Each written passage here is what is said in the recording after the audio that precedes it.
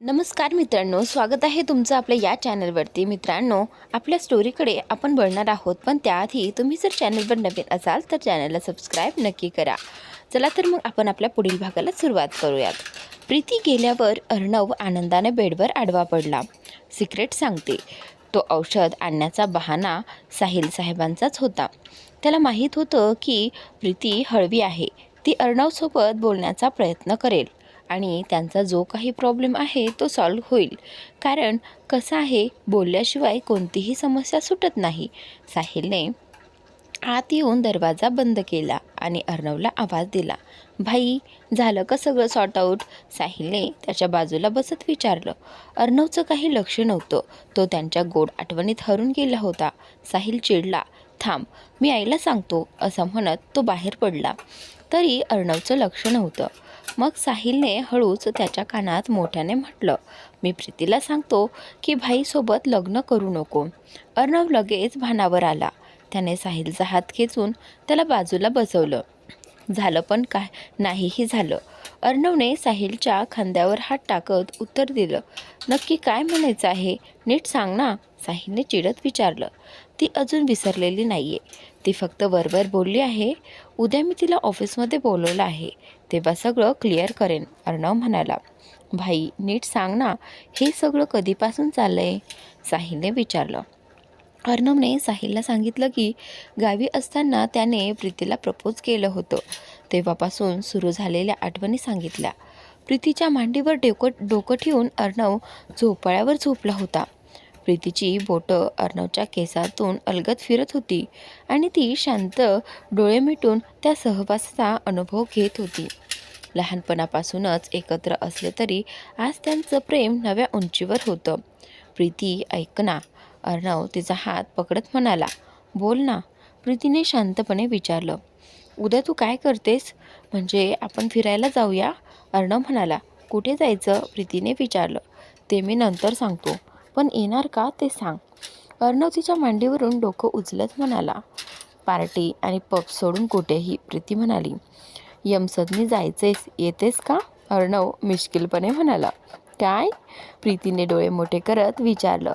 तूच म्हणालीस कुठेही, म्हणून विचारलं. यमसदनी जाऊया का, अर्णव तिच्या डोक्यात टपली मारत म्हणाला. मी सिरियसली विचारते आणि तुला मस्करी सुचते.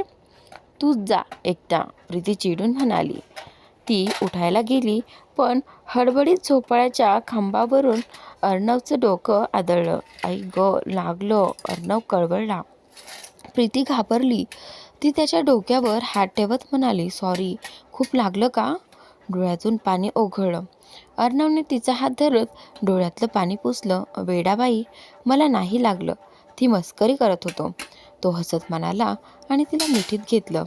अगं, नुसत्या आवाजानं रडतेस, खरंच लागलं असतं तर काय केलं असतं, प्रीती चिडली. तुला परत मस्करी सुचते, जा, मी खरंच जाते. ती उठायला गेली, पण अर्णवने तिला मिठीत घट्ट धरलं. मी खडूस आहे, चिडका आहे, पण तुझाच आहे, तो तिच्या गालावर हलकं चुंबन घेत म्हणाला. चल, माझ्या मित्रांना माझी होणारी बायको बघायची आहे. त्यांना सांगायचं आहे, meet my would be wife Preeti Rane, world best person, unique in every way. Preeti भारावून त्याचं बोलणं ऐकत होती. ठीक आहे, मी येईन, पण जर नाही ठीक वाटलं तर मी म्हणेन तेव्हा निघायचं, प्रीती लाडात येत म्हणाली. ठीक आहे, चालेल, पण मी एक ड्रेस आणला आहे, तो घालून जाऊ चालेल, अर्णवनं विचारलं. प्रीती म्हणाली. अर्णव, तू शॉर्ट ड्रेस नाही ना आणलास? मी असले काही घालत नाही, हे तुलाही माहीत आहे. अर्णव म्हणतो. हो ग राणी, तुझ्या पसंतीचाच आहे. प्रीती म्हणते. बरं, चला, जेवून झोपूया, मला सकाळी लवकर उठायचं आहे. अर्णव म्हणतो. नको ना, उद्या सुट्टी घे. प्रीती म्हणते. नाही मिस्टर देशमुख, उद्या सुट्टी नाही घेता येणार, रविवार आहे, त्यामुळे उलट क्लास जास्त वेळ चालतो.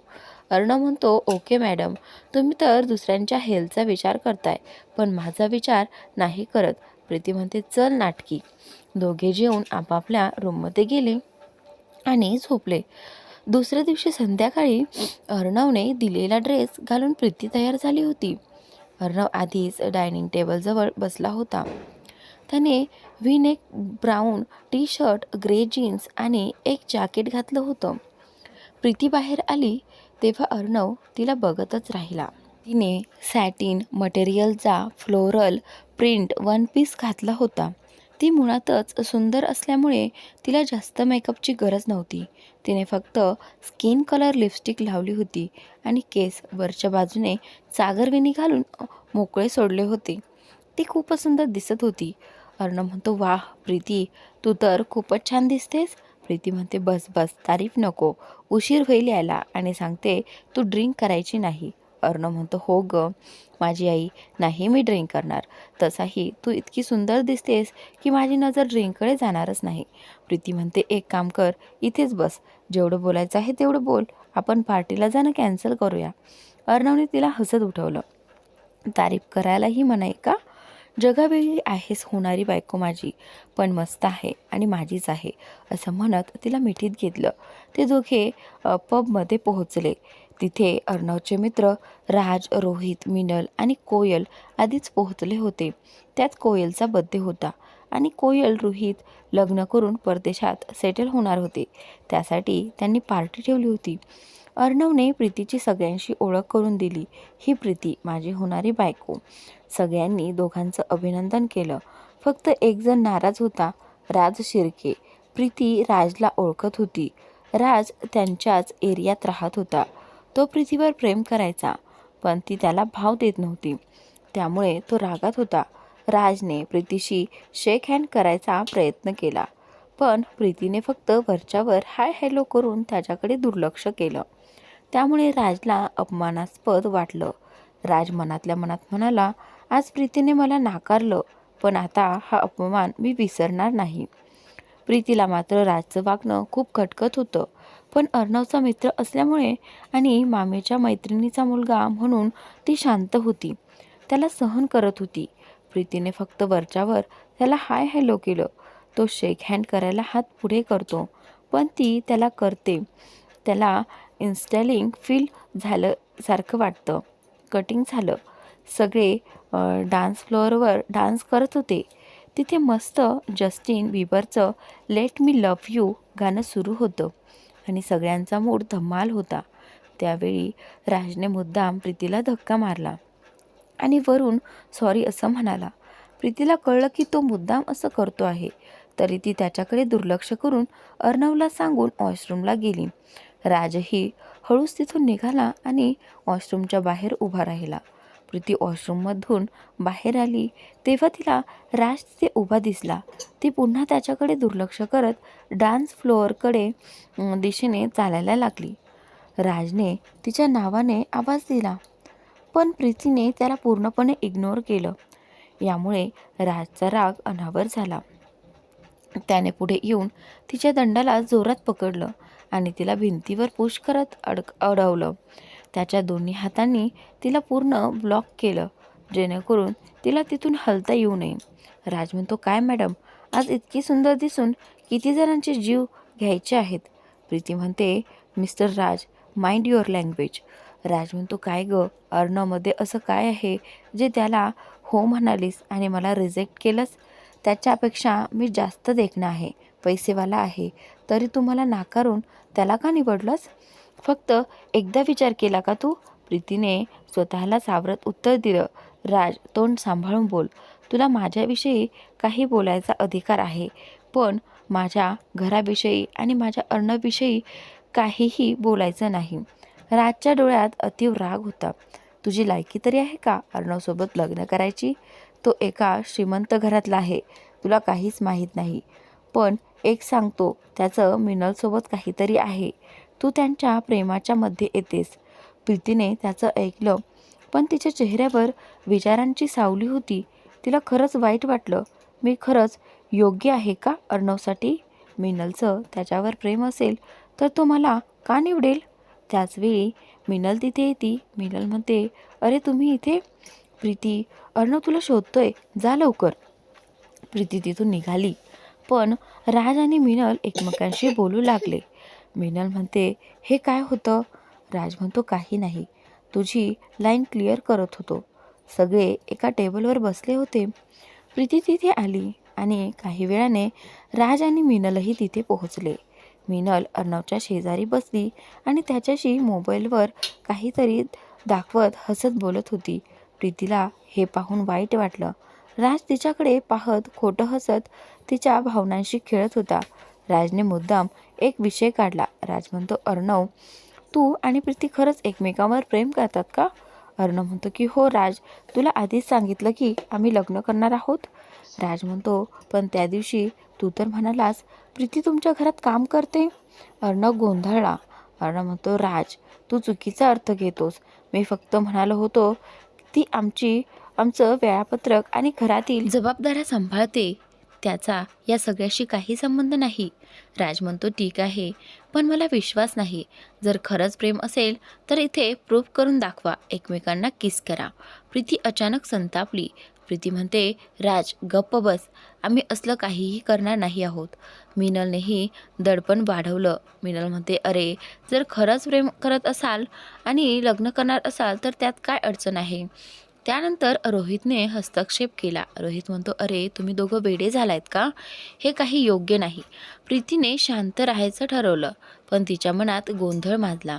अर्णवने काहीच न बोलता तिच्या हाताला पकडून तिला त्या परिस्थितीतून बाहेर नेलं. अर्णव म्हणतो, चल प्रीती, इथे राहण्यात काही अर्थ नाही. प्रीती आणि अर्णव पार्टी सोडून बाहेर पडले, पण तिच्या मनात अजूनही राजने पेरलेल्या संशयाचे बीज उगत होते. राज म्हणतो, नाही रोहित, आम्हाला चढली नाही, पण मला माहीत आहे अर्णव असं काही करणार नाही, कारण त्याला प्रीतीवर खरं प्रेम नाही आहे. तो फक्त टाइमपास करत आहे, बाकी काही नाही. अर्णव म्हणतो रागाने, राज, मित्र म्हणून ऐकून घेतोय म्हणून ती तुझी लिमिट क्रॉस करतोयस. मी आता प्रीतीला इथे किस करणार, दाखवून देतो आम्ही एकमेकांवर किती प्रेम करतो. अर्णवचं बोलणं ऐकून प्रीतीला शॉक बसतो. तिला वाटतं, अर्णव असं कसं बोलू शकतो? प्रेमाचं प्रदर्शन करून आपलं नातं सिद्ध करावं हे मला मान्य नाही. प्रीती म्हणते, अर्णव, मला हे मान्य नाही. आपलं प्रेम आहे की नाही हे असं काही करून सिद्ध करण्याची गरज वाटत नाही.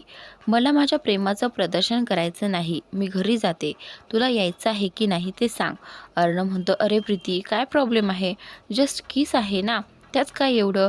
प्रीती म्हणते, अर्णव, तुला कळतंय का तू काय बोलतोयस? मी असलं काहीही करणार नाही, समजलं?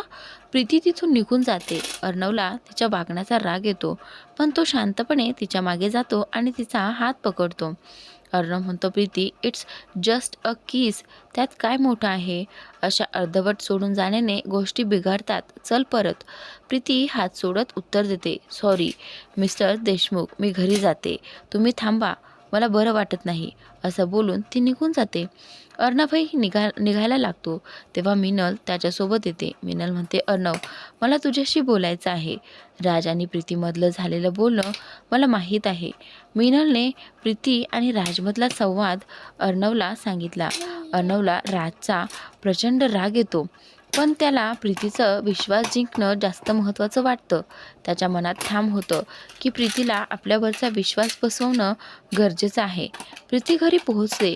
तिने सावीने घर उघडून आत प्रवेश केला आणि तडक आपल्या बेडरूममध्ये जाऊन दार बंद केलं. ती खूप संतापलेली आणि निराश होती. काही वेळाने अर्णव तिच्या घरासमोर पोहोचतो आणि तिला आवाज अर्णव म्हणतो, प्रीती बाहेर ये, मला तुझ्याशी बोलायचं आहे. पण प्रीती काही एक उत्तर देत नाही. ती फोनवर त्याला एक मेसेज पाठवते.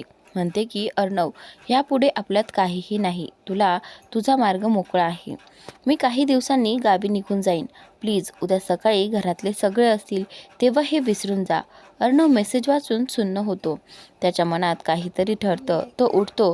हे नातं मी सोडणार नाही असं ठरवत पुढचं पाऊल उचलतो. अर्णव म्हणतो, प्रीती बाहेर ये, मला तुझ्याशी बोलायचं आहे. पण प्रीती काही उत्तर न देत ती फोनवर त्याला एक मेसेज पाठवते.